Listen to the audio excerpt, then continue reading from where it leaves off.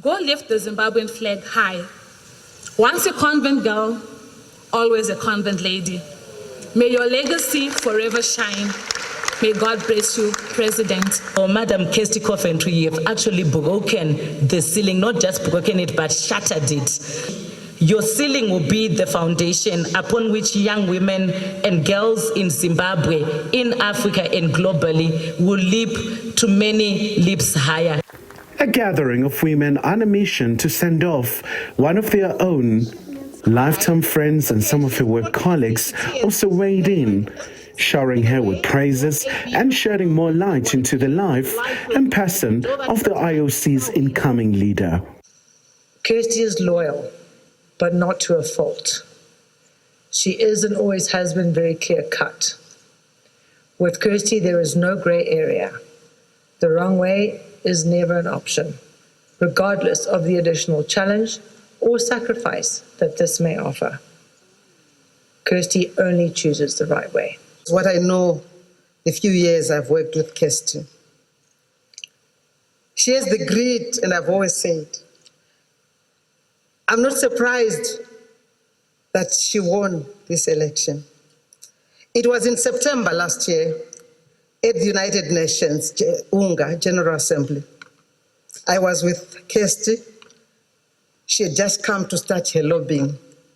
She was highly pregnant.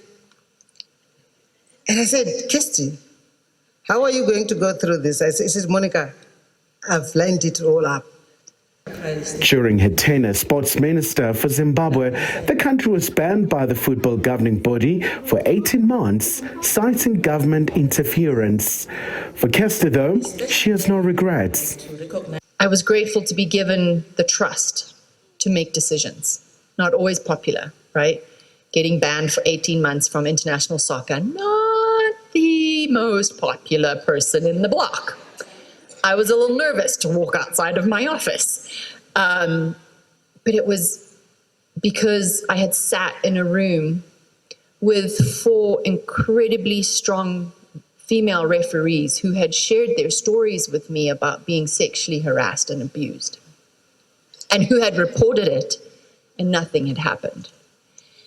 And as a woman, as a mother, I couldn't walk out that room and just do nothing. Coventry only wishes to see the best come out of the African continent.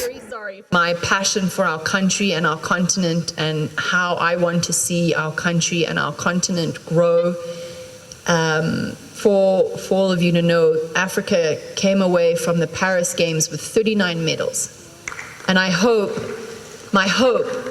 is that in LA, we come home with much more, and Zimbabwe comes home with at least 2 of those medals.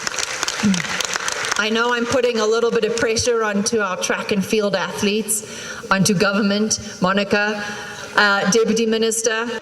As the 10th president of the IOC and the first female president in IOC's history, Coventry's new role symbolizes inclusion and a shift in the nature and leadership of global sport.